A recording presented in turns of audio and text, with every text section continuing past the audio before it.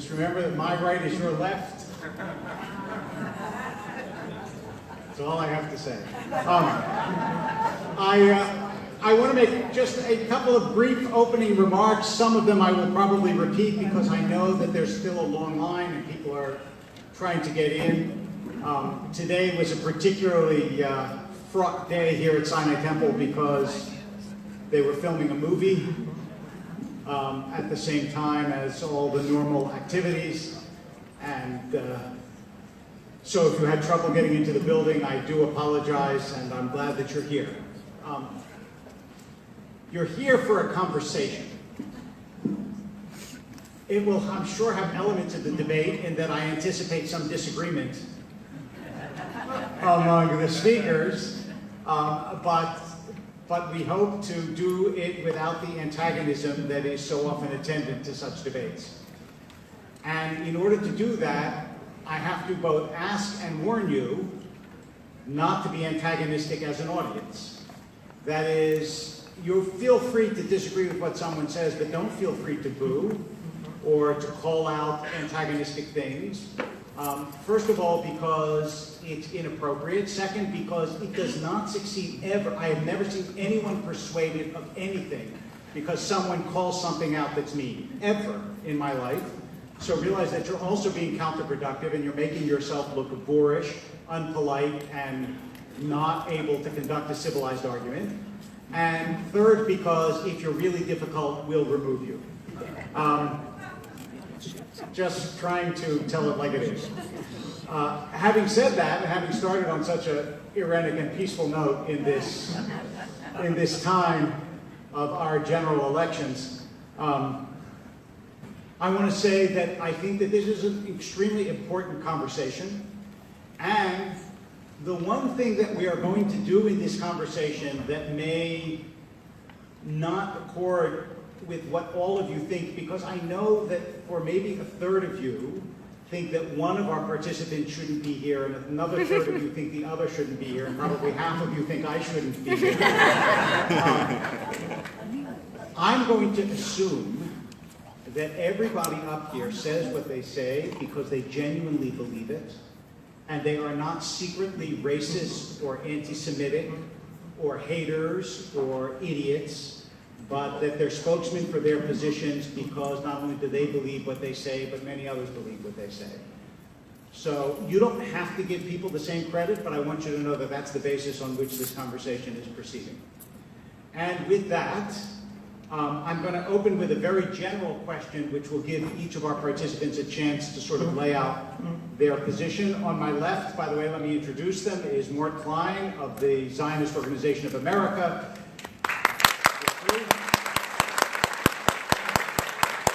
And on my right is Jeremy Ben-Ami of J Street. So here is my first question, which is, apart from the love of and preservation of Israel, what is the time-lapse guiding principle? No, what is the guiding principle under which you conduct your political activities? That is, when someone comes to your organization and says, what do you stand for? You have to say more than we care for the preservation of Israel. So what would you say is the principle that you offer to them? And who would like to start? Jeremy? Happy to start, and let me just start by saying thank you very much to Rabbi Wolpe. Thank you to Sinai Temple. It is so vital for the health and the well-being of the Jewish community to have the ability to have these conversations. We are not going to agree on much, but I hope that one of the things that we can agree on is that we are a better people and we're a better community when we conduct these conversations. So I thank you for that opportunity. We have 5 core principles for J Street, and they've been our core principles since we were founded. I'll just articulate them really quickly. You can read them in more depth on our website. Number 1 is that we are a pro-Israel organization. It is the first core principle that what we do because we believe in the right of the Jewish people to a state. We believe that that state has a right to defend itself, and we are at heart a pro-Israel organization. Our second core principle is that in order for there to be a state of Israel that is Jewish and is democratic and is secure, we believe as a matter of principle there will need to be a second state in the traditional land of Israel, in the mandate that was Palestine, that will be a homeland for the Palestinian people. So we as a core principle believe in the two-state solution to the Israeli-Palestinian conflict. Our third core principle relates to what is the definition of being pro-Israel. It has been the traditional view for many decades that to be pro-Israel means to be uncritically supportive of whatever the state of Israel and the government of Israel does. We believe that to be pro-Israel doesn't mean you have to agree with every policy of the government of Israel. Our fourth principle relates back to this evening, which is that we believe the argument that then ensues over what that all means is actually very healthy for the Jewish community, and that we should have as broad a discussion as we possibly can, because when we constrain debate and we constrain discussion, we're actually hurting the well-being and the health of our community for the long run, particularly with younger people. And our final principle is that we believe that part of our core identity is a set of values and principles on which we were raised that form our identity as a Jewish people.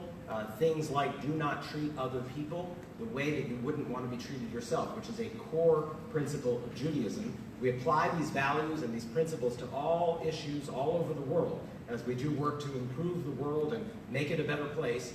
We can't ask people to check those values at the door of Zionism. That's a core principle for us. We will take those principles and we'll apply them to the state of Israel and our relationship with Israel as well. Mark? First of all, as my wife has instructed me, I have to let everyone know that unfortunately, it's okay, I have Tourette syndrome. Gil has no Tourette syndrome. I've had it since age 5. It causes me to make sounds I can't control. I have some facial tics I can't control. It's largely genetically induced. My father also had Tourette, so I've always thanked him for giving me that.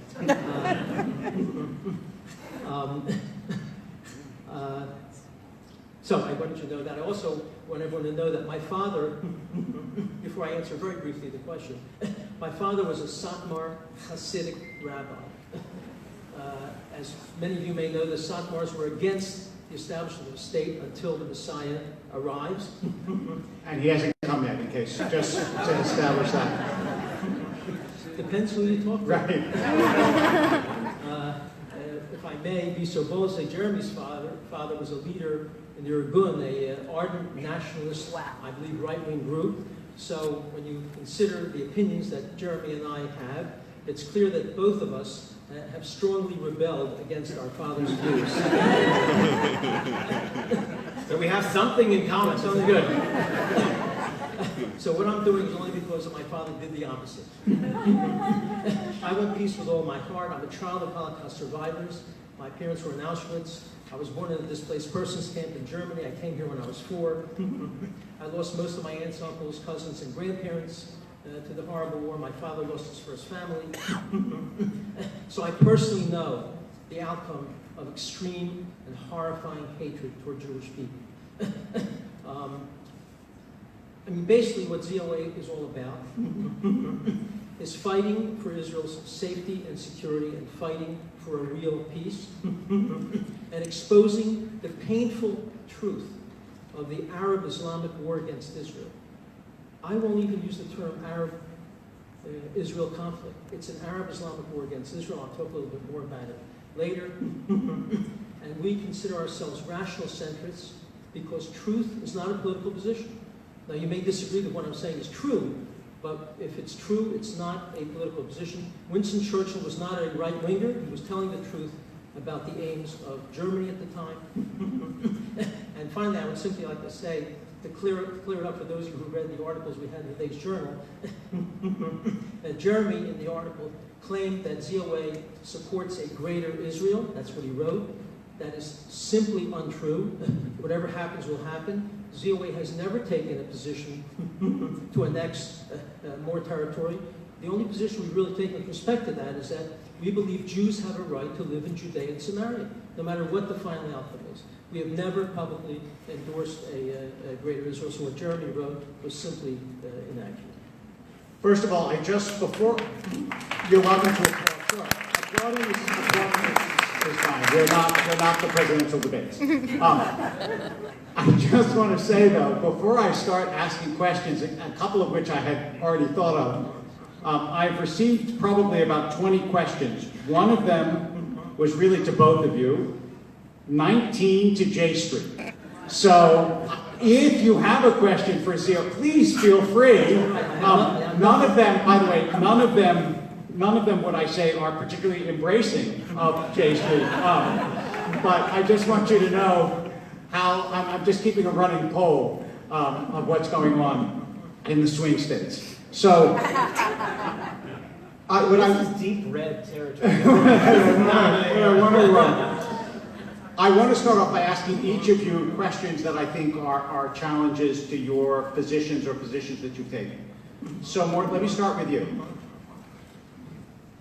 If I and my father and my grandfather and my great-grandfather grew up in, let's say, Jerusalem or around there, and I'm a Palestinian who was born in Brooklyn, why is it that I can't go back and be a citizen automatically? And David Wolpe, whose parents came from Lithuania and Russia and Poland and has been 3 generations in the United States, gets to go back and become a citizen automatically? How is it that Israel can say Arabs should feel like patriotism and fidelity to a state that doesn't grant them the same citizenship as others, and whose very national anthem says the dream of the Jews to reestablish their state? What do you want from me? How do you want me to feel about a place that says that to me? Rabbi, you're not asking the questions that I gave to you to ask. It's not fair. Donna Brazil explained to me. It worked for her. It's not working for me. Anyway, that was the delay because I don't know how to answer this question. No. Israel is not the United States of America. Israel is a holy Jewish state based on what God Almighty gave to the Jewish people in the Torah. America should have the same rules for everyone who comes here or citizens here. Israel's not the same. Israel is a holy Jewish state, a state of the Jewish people. That's what most of us want. That's what I want. And so that's why there's different rules. Do you think that would be persuasive to an Arab Muslim whose grandparents? There are 46. There are 46 Islamic countries. There are 23 Arab countries, and he or she is welcome to apply for citizenship. They have to go through a process similar to what they go through in America. They can do that. But Israel is not the United States of America. It's quite simple. It's a Jewish state, and even Germany wants it to remain a Jewish state, as far as I understand. I understand, but I just want you to know, if you applaud all the time, we're going to have a lot less time. So okay. You can applaud. You can. I don't want to step on your butt. Okay, Jeremy. Out of the farrago of Jeremy questions, let me summarize it this way. Our political culture is undeveloped at best and extraordinarily hostile at worst. What makes you think that a group of Jews in America should tell Israelis to put a state on their border that is virtually guaranteed, given poll numbers and so on, to be extremely hostile to Israel? And would we ever do that if, for example, Texas were inhabited by Palestinians? Do you think we would say, okay, have a state of Texas, that's fine? Well, I actually find one of the premises of the question troubling. The notion that somehow the Arab culture isn't prepared to have a state, that somehow there's something in the Arab culture that is frightening to have them have a state. So I don't quite buy the question. Well, no, I didn't say that. I said right now there is an underdeveloped political culture. And I mean, I'm just looking around the Middle East, right? There aren't very many stable Arab democracies. In fact, I don't know of any. and there is tremendous hostility to Israel in the Arab world. I think those are two unarguable propositions. Right. There's a lot of instability around the world. There's 196 countries. Probably the vast majority of them are underdeveloped politically and otherwise, economically. There is no set international standard to, quote unquote, qualify that your people are good enough to have a state. I think it's a patronizing view. It sort of goes back almost to a colonial mindset that an indigenous people has to prove to the white man that they're good enough to have a state. So I'm not following the logic. All right, so let me go ahead. Let me refine it this way. I would understand that you would say it would be patronizing, colonializing, if I was talking about a state that was like the British saying that about wait. Let me hold it. The Germans set up a machinery. Please let me finish. No. Please let me finish the question. Okay. I understand that because you just called me colonialist and maybe patronizing, racist. I just want to defend myself against that. Right? Exactly. Okay. So I want to defend myself against that. I would understand that if you're talking about the British in England.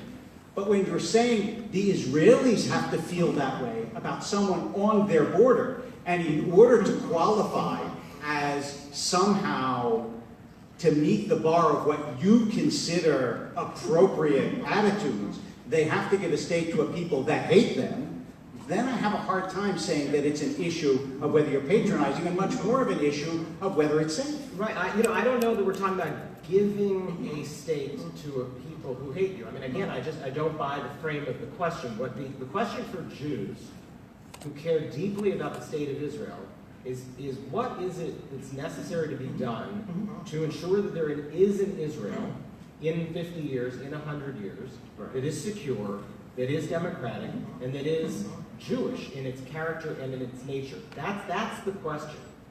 It is in the best interests of the Jewish people and of the state of Israel. It happens to also be in the best interest of the United States, that's why J Street is involved, for there to be two independent states in that land so that the national homeland of the Jewish people can be in one place and the national homeland of the Palestinian people can be in another place. This is an agreement between two people that hate each other. Let's have no illusion.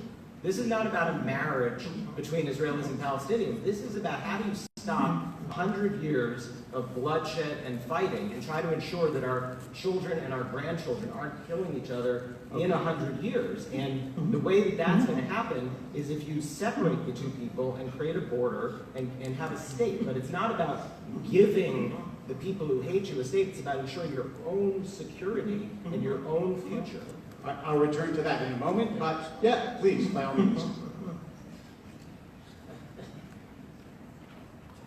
This is one of the things that I find troubling and perplexing about J Street. Is they claim that the Mahmoud Abbas is a moderate peacemaker. In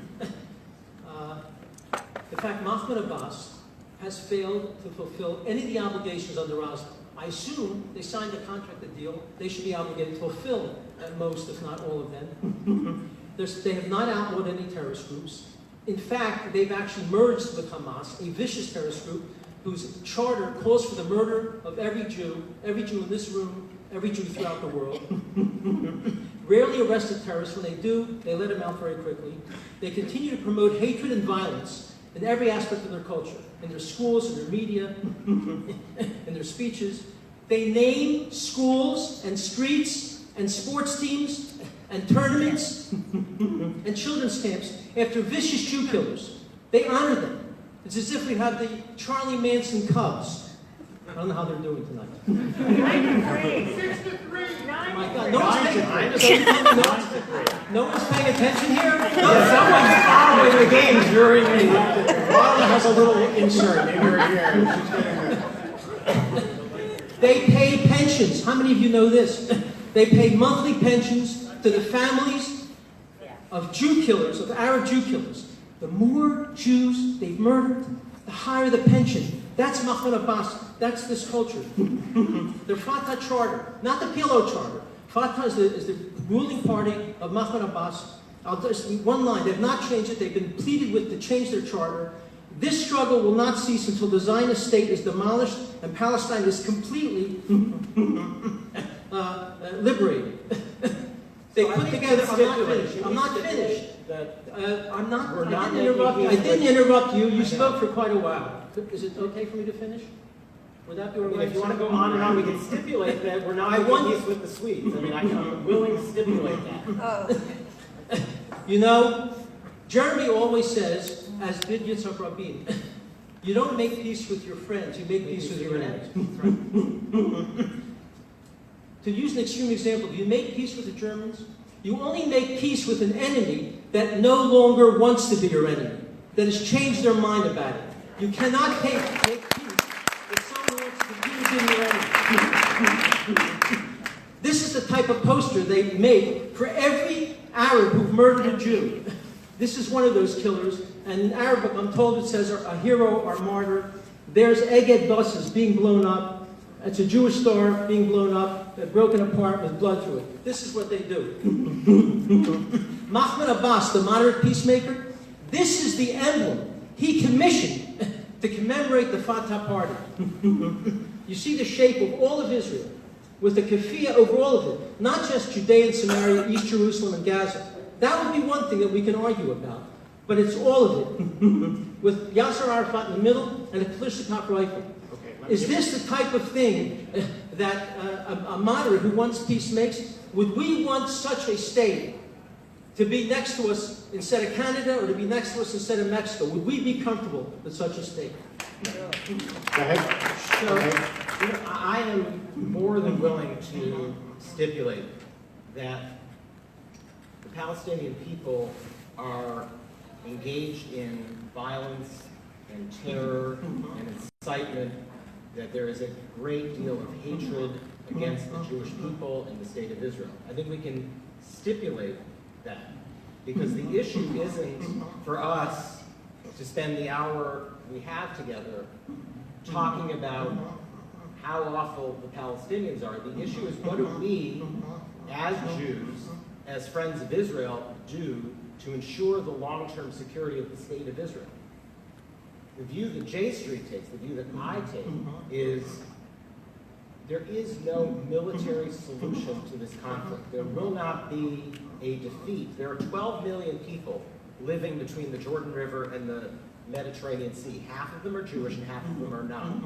There will not be a defeat of one party by the other without an unbelievable death toll and violence and bloodshed. In order to avoid that, we have to find another way to end this conflict. And the way to end this conflict is what I think we need to talk about. The way that we, as friends of Israel, can help to ensure security.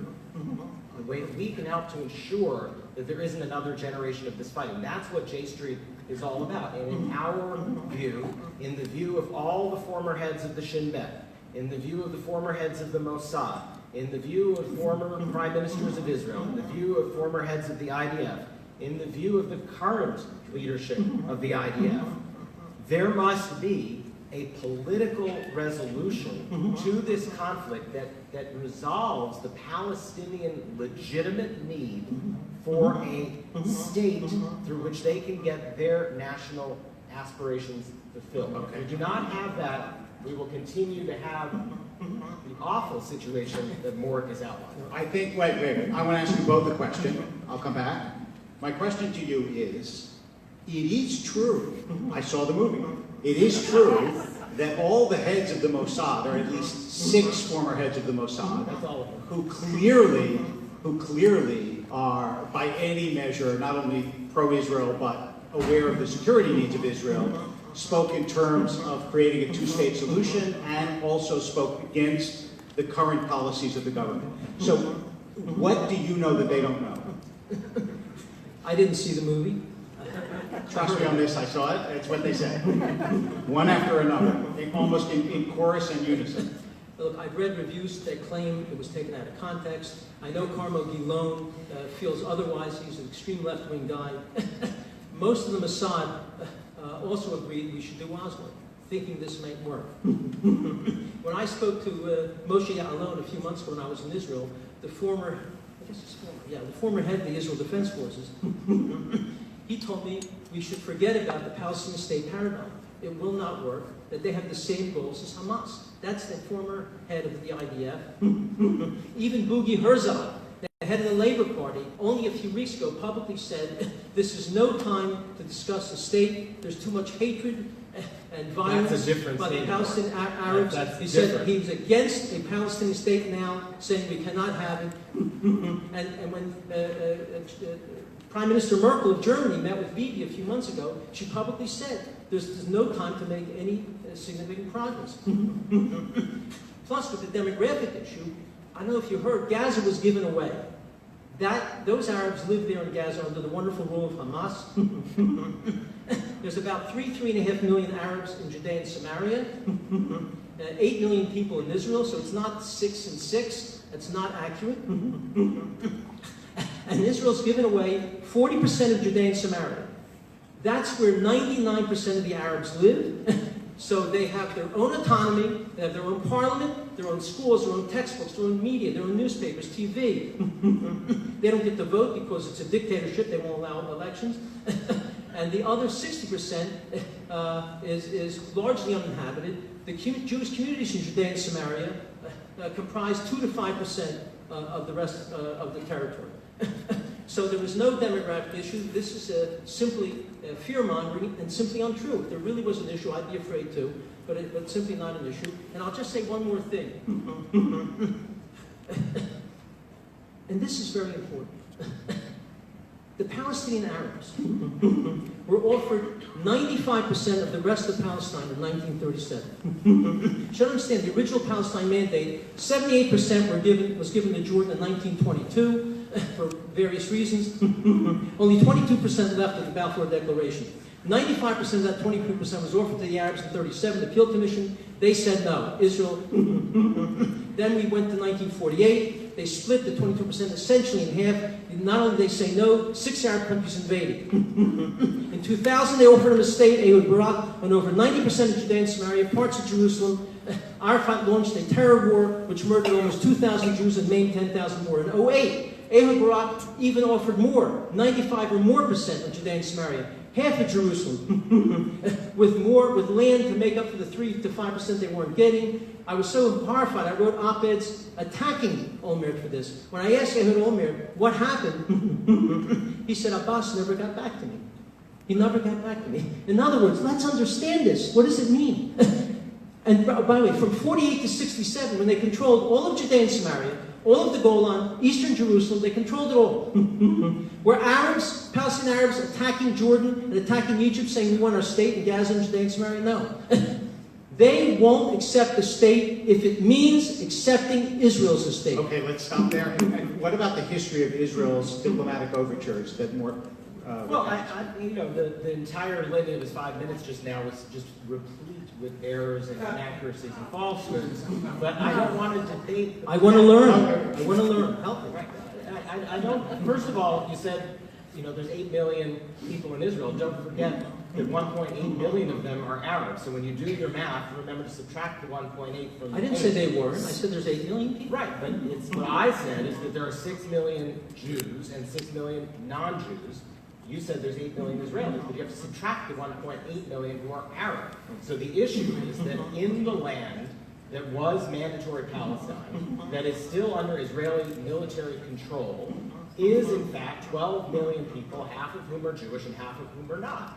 It is not a sustainable future for all of us who care about a long-term future for the state of Israel that is secure, that has recognized borders, that is accepted into the international community, that will get support from the rest of the world if there is another major war.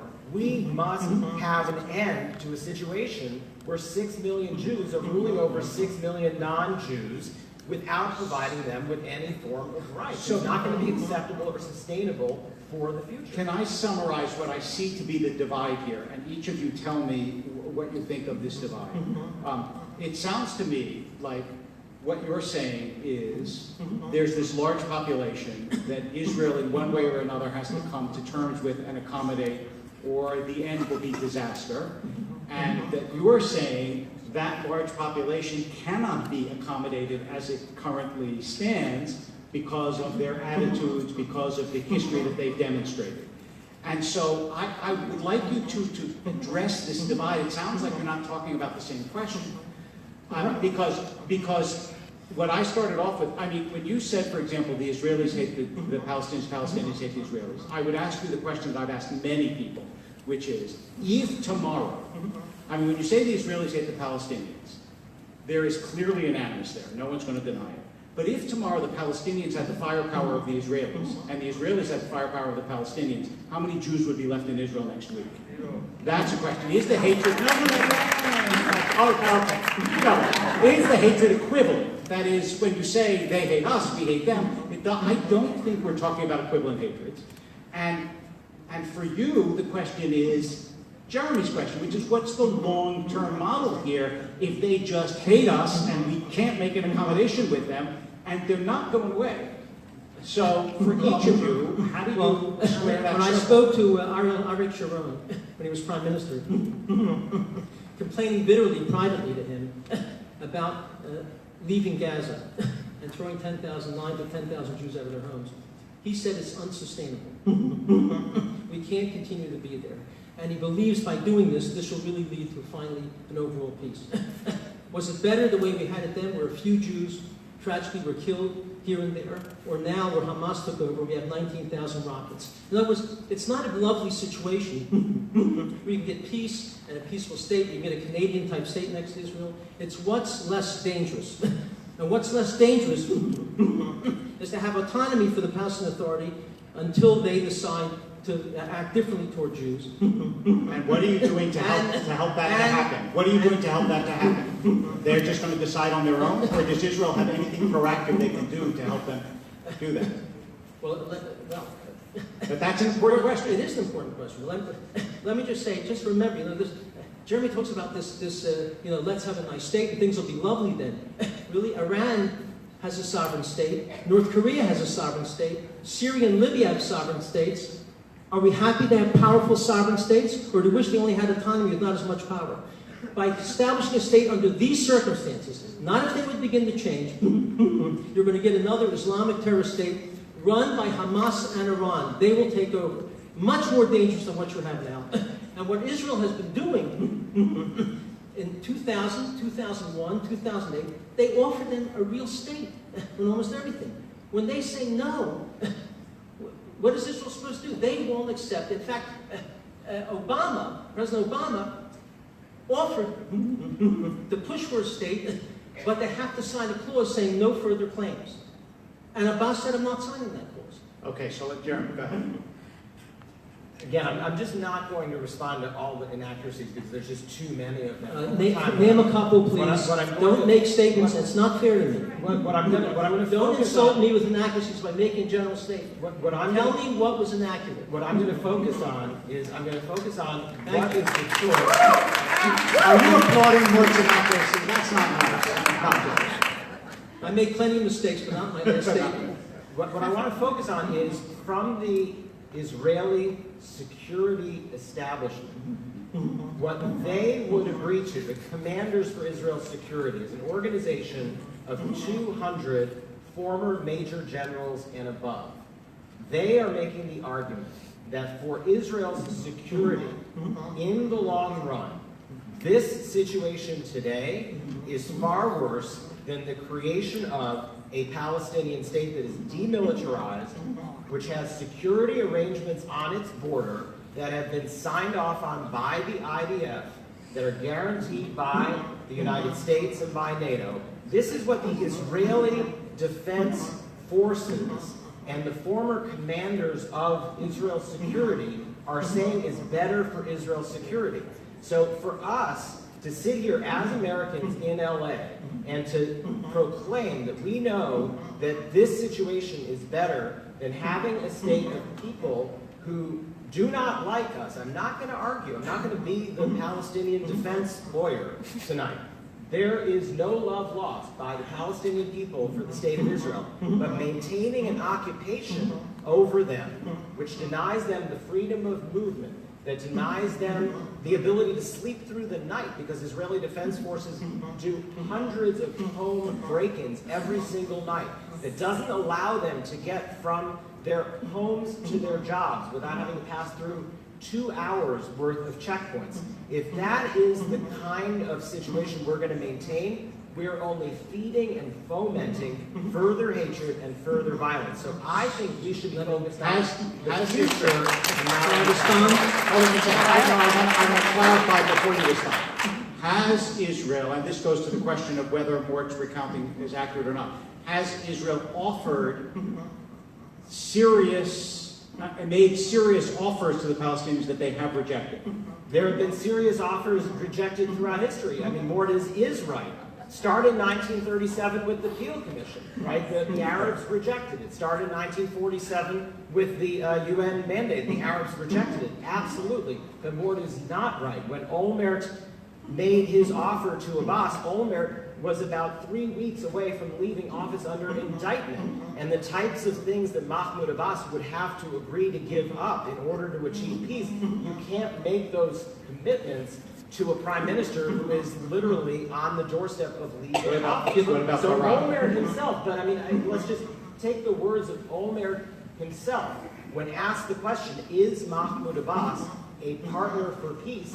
Olmert says yes. So when Mort says he's not, the prime minister who did the negotiations said he is. Ehud Barak, former prime minister, asked if Mahmoud Abbas is a partner for peace, says yes. Now I know Mort says no, but the former prime minister says yes. Shimon Peres, when asked is Mahmoud Abbas a partner for peace, said yes. Now I know Mort says no, but the former president of Israel, the former prime minister himself, as well a prime minister, said yes. So I just ask you to take the opinions of people in Israel with security credentials, with the responsibility for running the state of Israel and caring about its future. Yes, we have failed to date. Peace efforts to date have failed. But is that the reason to stop because of what's happened in the past, or do we have to keep going because it's the only way to secure Israel's future? Okay. All right, first of all, this issue, Olmert also said that he never accepted any bribes. No, I mean, he's not the most honorable man, unfortunately. He was a friend of mine. He talks about demilitarized state. You know, at the Versailles Agreement with Germany, Germany agreed to have a demilitarized state, and then they were a sovereign country. They built the biggest and strongest army in Europe, and no one said a word, despite the fact they were supposed to be demilitarized. We saw what happened when we gave away all of Gaza. We got Hamas, we got 19,000 rockets. Yes, IDF, look, they have full autonomy with every aspect of their lives except security. Yes, IDF soldiers are in the Arab areas of Judea and Samaria because they keep forming terror cells that come into Israel to kill Jews. If they weren't forming terror cells, there'd be no IDF there. IDF doesn't want to be there. There would be no checkpoints. There's only checkpoints because Arabs want to come to Israel to kill Jews. We have checkpoints at airports. When I came here, I was at a checkpoint. We don't like the checkpoints. I waited an hour and a half in this checkpoint. Everybody wanted to come to LA, apparently. I don't know. We only have checkpoints because of Islamic terrorism. If it wasn't for that, there'd be no checkpoints. Benjamin Netanyahu has pleaded with Mahmoud Abbas for years. Come sit down to the table and negotiate. Do you know for 7 years, this great promoter of peace, Mahmoud Abbas, has refused to sit down with Netanyahu except twice, even when Netanyahu, unprecedentedly, if that's a word, as Hillary Clinton said, did a full freeze on building in Judea and Samaria for 10 months. Until the very end of the 10 months, he wouldn't even sit down with him. He sat down twice at the end, and he won't sit down now. How are you supposed to, and why won't he sit down? Because he feels he will not sign a deal with Israel that says no further claims, that I accept Israel as a Jewish state. He won't do it. And he feels, because the way the world's been acting, mistakenly, unfortunately, he'll be able to get a state without making any promises without changing the names of streets, schools, and sports teams after terrorists, without doing anything, and having a unilateral state, meaning he's ignoring and violating every aspect of Oslo, which means negotiated peace. Is it in fact an accurate statement that the Palestinians have full autonomy except Well, for I made a security? list. I decided to keep track of the inaccuracies this time. So, no, the Palestinians do not have full autonomy. In fact, they live under two different sets of law. The people who are Jewish and the people who are not Jewish, living in the exact same land, have two different sets of law. One is a military law and one is a civil law. This is not a good thing. This is not in keeping with our values as a people. You don't do unto other people as you wouldn't do to yourself. And it's not in our interest. It is not to have the state of Israel be doing this to another people under its military occupation is not good for Israel's standing in the world community. So no, they don't have full autonomy. There was not a full freeze, right? This is a common refrain of Morton and folks on my right, that there was a full freeze for 10 months. In fact, it was a partial chill of settlement activities. I visited the West Bank during that time. Construction was ongoing. Anything that had a permit prior to the date that it started could keep right on going. It only applied to residential Why won't he units. negotiate? Why won't he negotiate? So that's number two. It was not a full freeze. There was not full autonomy. For 7 years, yes, there have been negotiations. There was the George Mitchell process. There was the John Kerry process. The issue is that the state of Israel under Benjamin Netanyahu and the minority settler caucus that controls the government is not willing to agree on a state based on the 1967 lines with adjustments so that 80% of the settlers can stay in the state of Israel. That's the basis that the entire rest of the world accepts for the resolution of this conflict.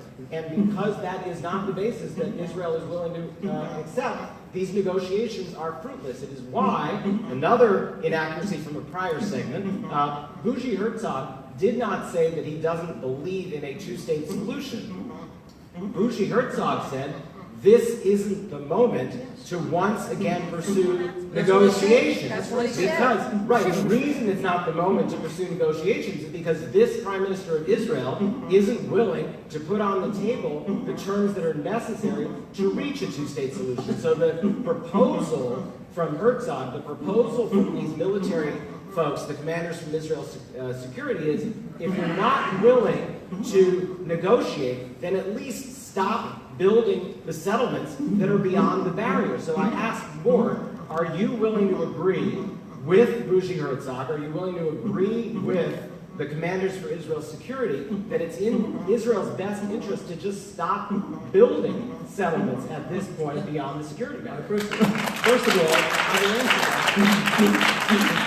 I still want to know, why won't Mahmoud Abbas sit down with Netanyahu and negotiate? Look, they've already been offered a state in 2000, 2001, 2000. Okay, wait a second. That's rehearsing what we've already said. The question is, are you willing to stop building in... Another major myth. The question is, not a myth. I'm in the middle of speaking. Thank you. But answer the question. I will try. If you stop speaking, I will try and do so.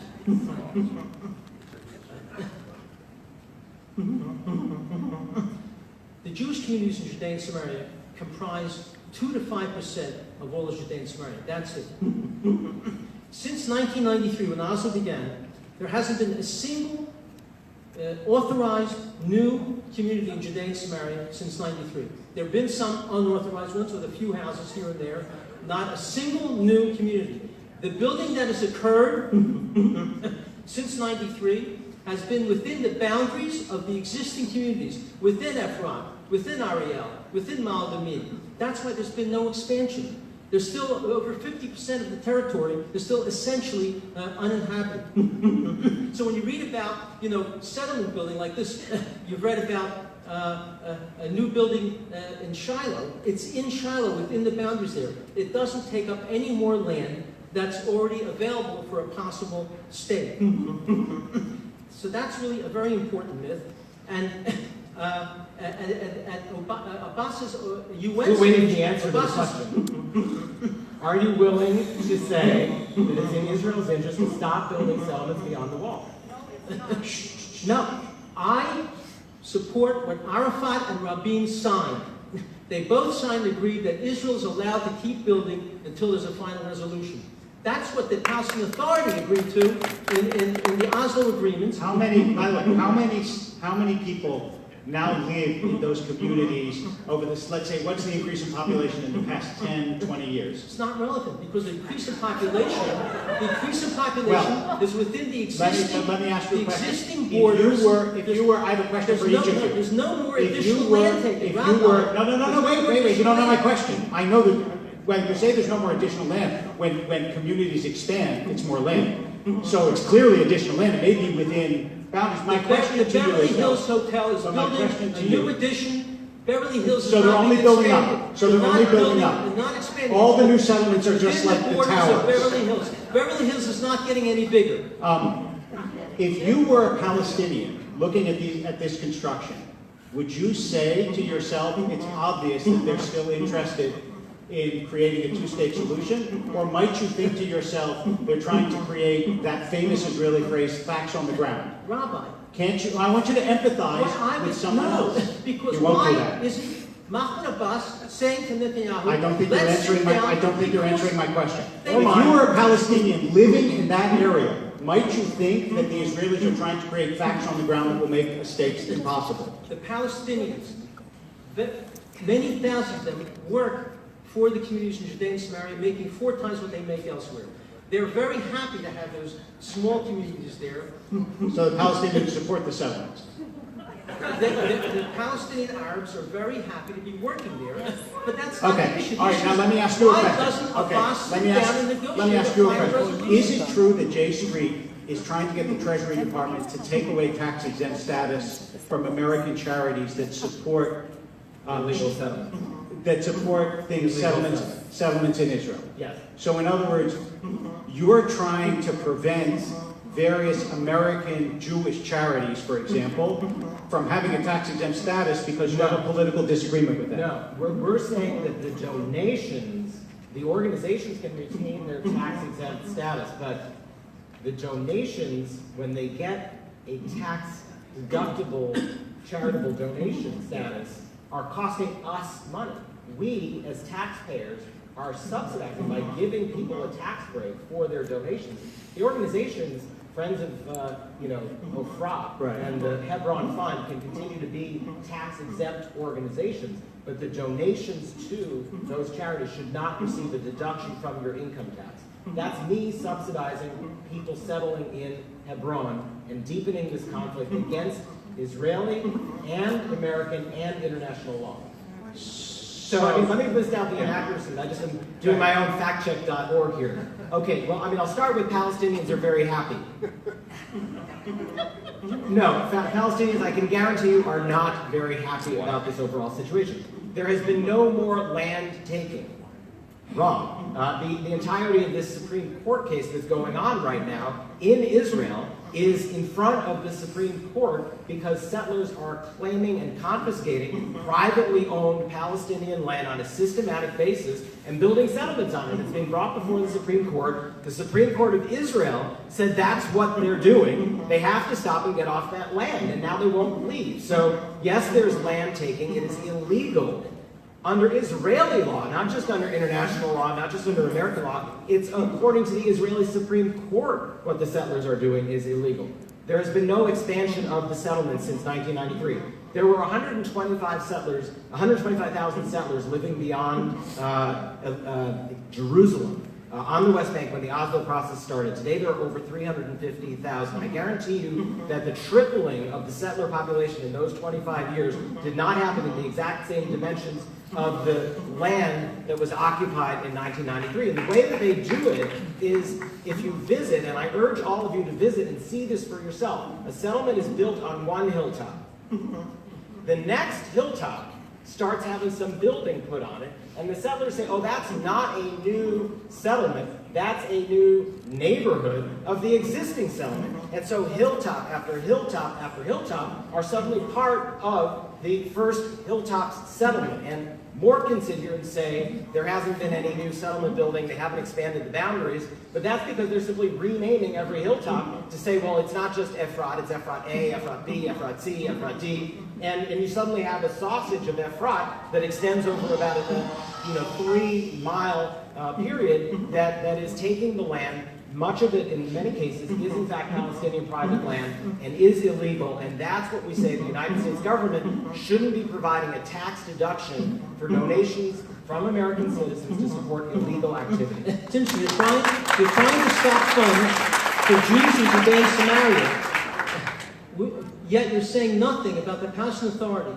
getting $700 million a year from the United States. Would you agree that that should be at least cut by the amount of money they spend on giving pensions to the families of Jew killers? So again, inaccuracy. So, I love now that we're doing this, the fact check thing. So they don't get 700, the Palestinian Authority actually gets how much money? Just a wild guess, how many dollars are sent by the U.S. government to the Palestinian Authority? 400. Zero. $0 go from us to the Palestinian Authority. There are 3 types of money that the United States government provides to the West Bank for Palestinians. The first is to support the training and the equipping and the facilitation of the security forces of the Palestinian Authority that work hand in hand with the IDF. The IDF credits the American trained Palestinian security forces with one of the main reasons why the West Bank, by and large, is a lot more secure than it was 10 years ago, because of the American assistance that it provides in kind through training of the Palestinian security forces. I don't think we want to cut that. That's something that the IDF would be very upset if we cut. What's not true? Almost every general I spoke to, when I asked why has there been a reduction in terrorism, Islamic terrorism against Jews, they say it's because before 2006, before the terror war began in 2000, we didn't have the IDF going into Arab areas. Now we do. They're rooting out terror cells, stopping terrorism before it begins. That, and a small basis for it is the fence. The fence that was built. It is not because of the Palestinian security forces who have not done an effective job. So that's one type of aid, and we can disagree, but I just urge you to Google this question tonight when you go home and see what the IDF has said, and in fact at times the government of Israel has intervened with the Congress, which has been egged on by the American Jewish community to try to do what Morton wants to do, which is to cut that aid, and actually the government of Israel intervenes with Congress and says, please don't do that because this is so important to our own security. The other two being? So the other two are the U.S. government pays the Israeli electric company, they pay the bill of the Palestinian Authority. The money goes directly to the electric company, so actually it goes directly from the United States to Israel to pay off some of the Palestinian Authority's debt. So it doesn't go to the PA because we don't allow anybody to go to the PA. And the third type of money is we give money to NGOs, to non-governmental organizations that are doing health and schools and other forms of development that are going on that are supervised by the United States government that are in contracts with those NGOs. So actually the amount of money that goes from the United States government to the Palestinian Authority that they can then use as cash is zero. That's the fact. So let me ask you a question. If the policies that you advocate and that J Street advocates seem to me to be the policies that have been pursued by left-wing governments of Israel in times past. If they didn't work repeatedly, because most of Israel's history were left-wing governments, not right-wing governments, what makes you assume that in an increasingly radicalized Islamic culture with the influence of Iran and the collapse of Syria and Hamas in Gaza, they're suddenly going to work now? Well, I'm not assuming anything. In fact, I would probably say there is not even a 50-50 chance it would work. The question is it in Israel's interest to keep going down the path we're going down? Is it in Israel's interest to maintain a military occupation of millions of people without rights? Is it in Israel's interest to have a 25% growth in the number of settlers every decade that are living beyond the green line? Is it in Israel's security These interest? questions are rhetorical, people. Right. So, look, some people may think it is in Israel's interest. Right. There are those of us who believe it is not. And in fact, a very large percentage of Israelis do not believe it is in their self-interest to be doing this. So the discussion that we're having is the discussion over whether or not there's any Okay, way. let me ask you a question that I understand, and I think everybody here understands all the things that you believe that the Palestinians and the Arab world have done that's evil and wrong. What mistakes did Israel make? What could Israel have done better, and what could Israel do better now, or are they blameless in this entire? Well, I asked Yitzhak Rabin why he was going to allow weapons to be given to the PA police as soon as Oslo began. I said, shouldn't you wait a year to make sure they're not going to be using them against Israel? And he said to me, what army were you the general of, Mr. Klein? That was a mistake. But the biggest mistake is a mistake that Amos Oz, a left-wing guy, and Dennis Ross both said the biggest mistake was right from the beginning. When the Palestinian Authority was not outlawing terrorist groups like Hamas and Palestinian terrorist groups, not arresting terrorists in any serious way, still promoting hatred and violence, naming schools and streets, Israel should have immediately said, we will not continue until you stop, and make a public issue. Not continue what? Continue negotiation and hope for a resolution. Look, I hope and pray. I wish the Palestinian Authority would start acting like Canada. I think Canada's still okay. We'll start acting like Canada or some other civilized country, and so we can have a resolution. If a Palestinian state would ensure 100 or more years of peace, I, as one Jew, I'm not speaking for my organization, we haven't discussed this, would not be against it. But I am against establishing an Islamic terrorist state that will be run by Hamas and Iran. It'll make it much worse than it is now. It's bad to horrible. Just like Gaza was bad to now we have horrible. Okay, but I just want to point out, I guess what I was asking when I asked you if Israel made any mistakes was, can you tell me, I wasn't asking so much, can you tell me ways in which Israel should have been tougher? Which was really what you told me. I was asking whether you thought Israel made any diplomatic mistakes, any overtures they might have made that they didn't. Is there any way in which they could have been more embracing, welcoming? If there isn't, there isn't. But I just want to know if you think there is. Rabbi, when Barak and Olmert offered over 90% of Judea and Samaria and half of Jerusalem for a full state, and by the way, Olmert offered that the holy places, the Temple Mount, the Western Wall, would be run by a group of countries, including Saudi Arabia and Jordan. What more could they have done? So essentially, there is no act of kindness or overtures that Israel could have made that they didn't. They've done that, and they're begging for negotiations. Okay. And I don't see it. I'd like to know, because I'd like Israel to do it if there's something else they can do except offer virtually everything and say, let's sit down and negotiate, especially in light of the fact that the last United Nations meeting, Mahmoud Abbas said Palestinian admission to the United Nations as a state will simply pave the way for the internationalization of the conflict as a legal matter, not only a political one. It'll pave the way for us to pursue claims against Israel at the UN, human rights treaty bodies, International Court of Justice. He didn't say it'll bring peace. He says it to us openly. Why aren't we listening to him, ladies and gentlemen? Well, surely you can't think that the UN has any hostility. Look, the United Nations is a hotbed of anti-Israel activism. And We agree. He's not inaccurate.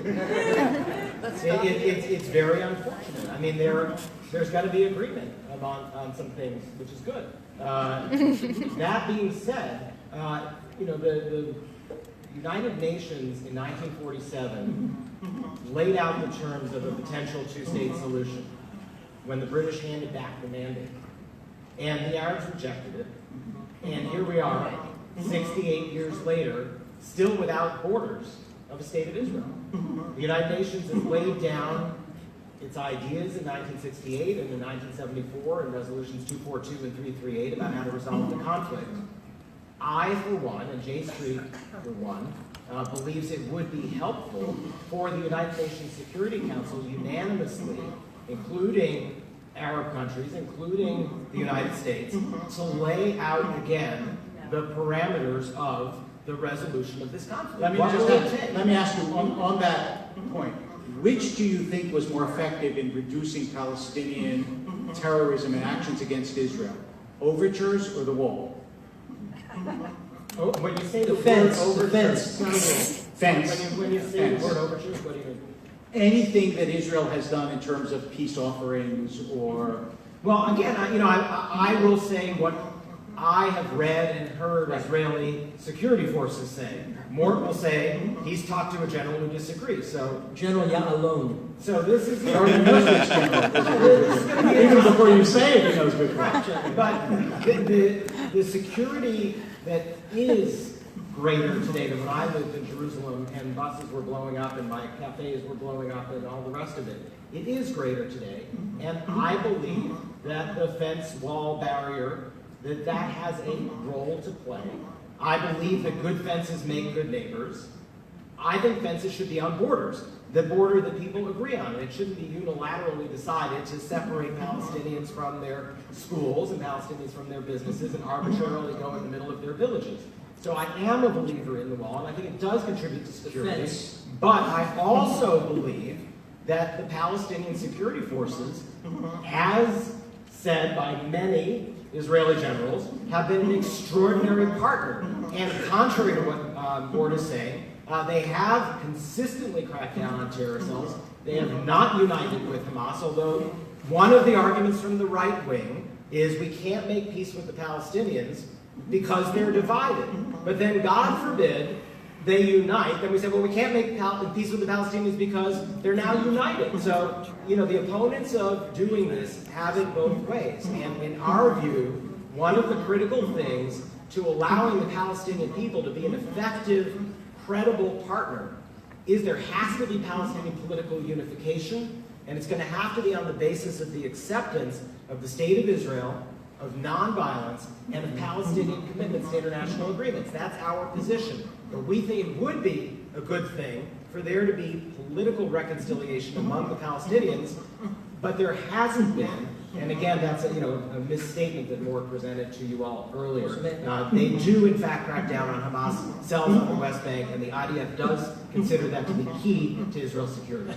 Okay, let me ask you about something else. I want to go on to something else, but obviously we're very close to an agreement here. We don't like the UN Human Rights Council. I want to get on to one more topic and then have closing statements. I know that you have very different diagnoses of what motivates and how the BDS movement should be dealt with. So since this is of tremendous interest, I hope, to this community and certainly to the local colleges, I wonder if both of you would give a minute or two or three on BDS and how the American Jewish community ought to respond, and then I'm going to ask you for closing statements. So, Jeremy, you want to start? Sure. J Street's opposed to BDS. Number one, the BDS movement doesn't recognize Israel's right to exist. Number two, the BDS movement doesn't support a two-state solution. And number three, the BDS movement doesn't make a distinction between an opposition to the existence of the State of Israel and an opposition to the occupation of the Palestinian territory. So for those reasons, we oppose the BDS movement. But what we say to the Jewish community is, you're not going to defeat the BDS movement with arguments like were presented here tonight by Moore. You're going to defeat the BDS movement when the Palestinian people have their dignity and their rights and their self-determination and the occupation ends. That's the only way that the BDS movement is actually going to be defeated. Because if the occupation continues, and if settlements continue to grow at the rate they're growing, and if Palestinian anger and frustration and depression grow, then we are going to see a continued growth of the BDS movement. We're going to see a continued isolation of Israel on the international stage, and we're going to see a growth of worldwide anti-Semitism as a result of this. And so the best way to defeat this movement is to achieve a two-state solution that gives the Palestinian and the Israeli people their rights. Well, I have to say, Chairman, you have a peculiar way of being opposed to BDS. First of all, your former head of your campus program, J Street U, I think it's called, has tweeted that she supports BDS. Working for You supports BDS. You've invited to your conferences a list of the greatest BDS supporters in the country. Mustafa Barghouti, one of the leaders, Will Kermerson from JVP, Salam al-Mariyati, who's said that Israel should be destroyed. You invited him to speak. Peter Beinart, Michael Fards, Lawfare BDS, Sue Benninga, Baskin, Sai Barakat, one after the other.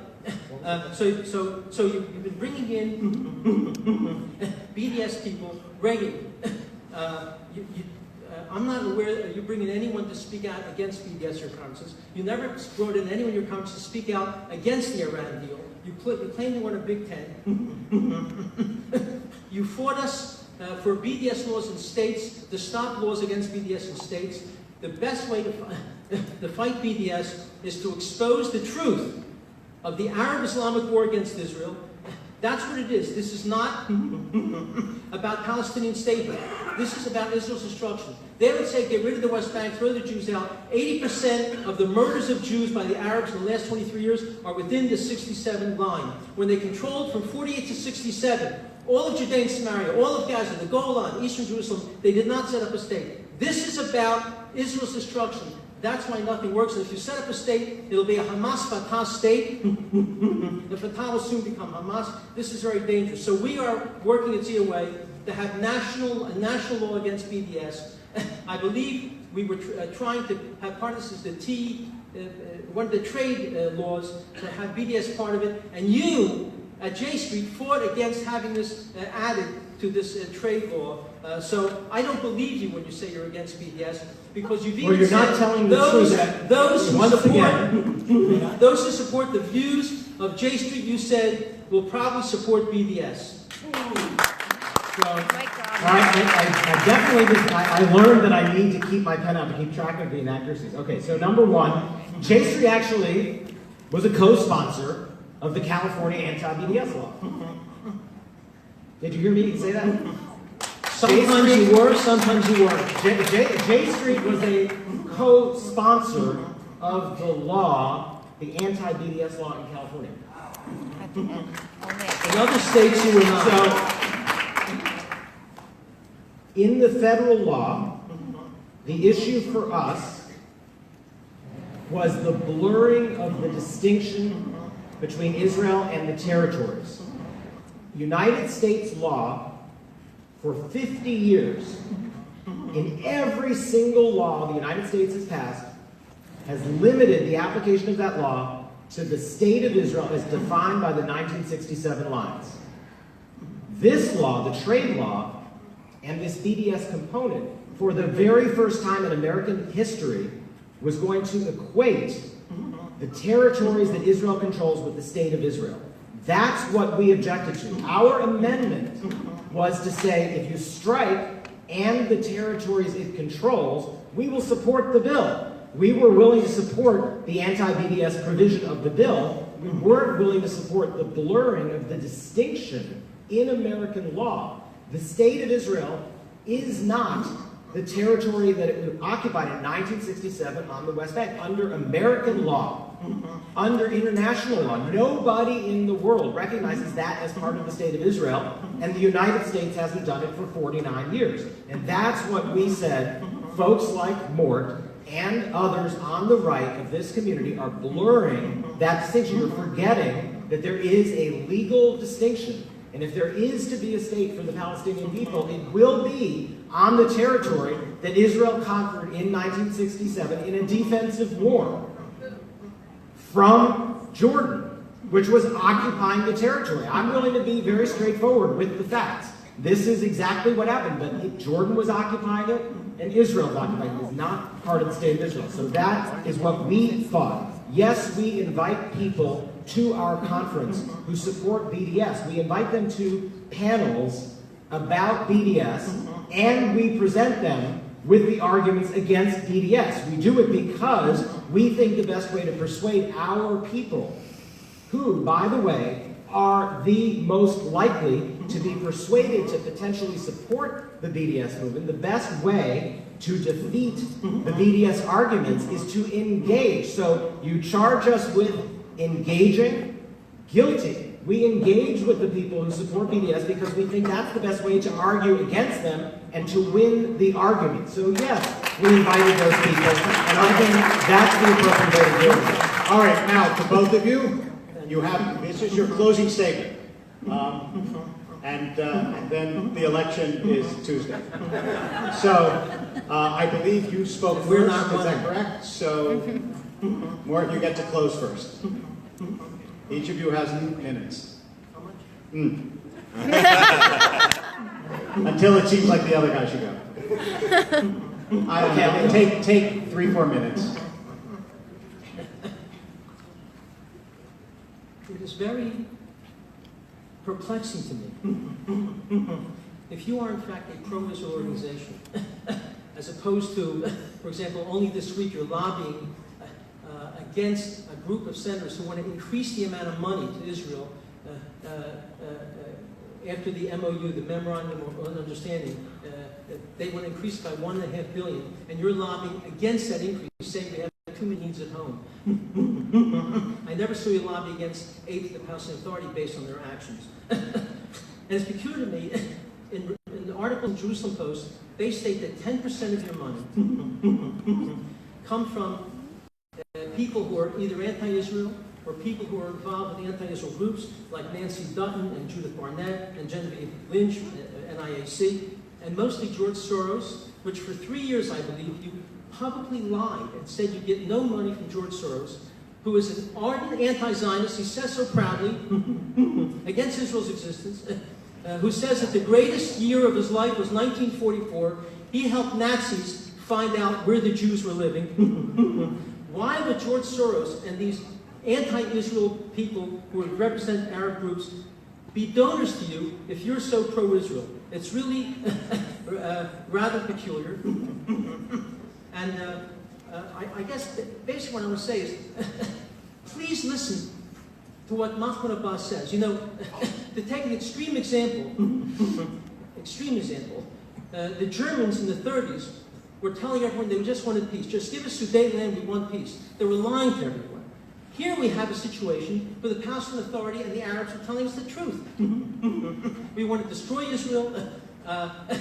We don't accept Israel as a state. We won't even negotiate. The Israelis are filth. Mahmoud Abbas has publicly said the Israeli Jews want to destroy the Al-Aqsa Mosque, go and spill blood to stop that. In other words, terrorize Israel even if it means that you die. He's telling us openly he has no interest in Israel's existence, and that's and yet you call him a moderate peace seeker.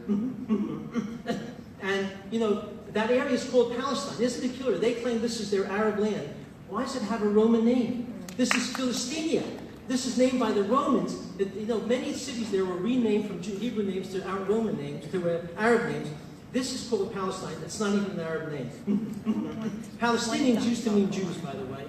And for all these reasons and many others, that's why Alan Dershowitz, who himself is a liberal Democrat, who himself has views different from mine on the issue, even though we are honoring him at our dinner November 20th. And you're all invited. You're all invited, and it's quite cheap.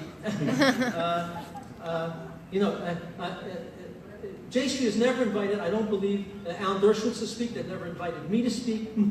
I wonder why. The panel. And Alan Dershowitz, well, I mean, you invite BDS people, invite me to speak to convince me why I'm wrong. Put me in the panel, convince me why I'm wrong. And that's why Alan Dershowitz has said repeatedly in film and writings that J Street is the most dangerous anti-Israel group in America. That's Alan Dershowitz. I'll say in my closing remarks, I did not come here tonight to sit here and endure the lies and the accusations. Did Dershowitz say that? No, wait. You know, the terms of this discussion, I hope that most of you here tonight came to talk about the U.S.-Israel relationship, to talk about the issues, to talk about the future, to try to figure out a way forward. I'm not claiming that there's any easy answers. And I'm not going to claim that the people with whom Israel has been fighting are not its enemies. My great-grandparents were in the first Aliyah in 1882. They helped establish Petah Tikva. My grandparents were one of the 60 families who founded Tel Aviv. My father was one of the first boys born there. And as the rabbi said, or maybe Mort said, my father fought in the Irgun in 1948. That was unbelievably close to Menachem Begin, Netanyahu's father. I've lived in Israel. I have 500 cousins in Israel. I have started a business in Israel. I've nearly been killed in terrorist attack in Machane Yehuda. I take this very, very, very seriously. And I recognize that what I'm expressing are opinions about what is good for the Jewish people, what's good for American interests and American foreign policy, and I'm willing to discuss that. And that's why I came here tonight, to lay out to you what J Street's views are about how best to try to save the incredible enterprise of building a national homeland of the Jewish people in the land that our ancestors lived in for 1,000 years, 2,000 years ago. It's an amazing miracle. It's an amazing story. And it is my belief, it's the belief of many Israelis, it's the belief of many former prime ministers of Israel, former defense ministers, former heads of the Shin Bet, that that entire enterprise is at risk because of the policies that are being followed by the present government of Israel. We need a different approach, in my opinion and in J Street's opinion, both to the U.S.-Israel relationship and to Israel's policy in order to ensure that there's a Jewish and a democratic and a secure Israel that's a national home of our people and that lives up to the values and the principles of our people. That's what I came here tonight to discuss. If you want to read the answers to all of Mort's accusations, they're all on our website, and they've all been covered many times in the press, and I don't think it's particularly illuminating, but I think that we as a Jewish community, and I think in synagogues all across this country, we should be having an honest conversation about the road forward for the enterprise of a national home of the Jewish people. Whatever your views are on the politics of the issue, I hope you'll stay engaged in that conversation. I hope you'll have civil discussions and debates with those with whom you disagree. And I hope that we'll provide an opportunity for our next generation to see us address this issue openly and honestly, because one of the greatest tragedies, I think, Rabbi, is that we are turning off the younger generation from a connection to the state of Israel through the state of the discourse around this issue.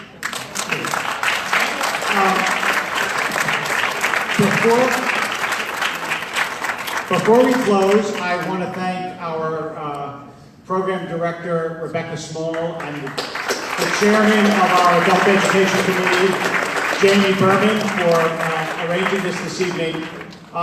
You know, I have a friend who says Jews don't listen, they wait. And it certainly is true that we're all waiting to express our own opinions, and I know that it was frustrating for many of you not to be able to have your questions read or to express your opinion, and I really want to express my gratitude to all of you for an extremely civil audience that we had this evening, even though these are difficult and contentious issues. But also, I want to remind you that this week we read Parshat Noach. And Parshat Noach, God promises that he'll never destroy the world again. But there's a chilling omission in that story. God doesn't promise that we won't. And the truth is that what we're discussing tonight is nothing less than the survival of the state of Israel in one way or another. So I don't want, by asking you to be civil, for a moment for you to imagine that these aren't life and death issues. They really are, and we have to take them seriously, and we have to debate them honestly, and I hope that this will stimulate further discussion and argument and debate, and good luck to us all. Thank you.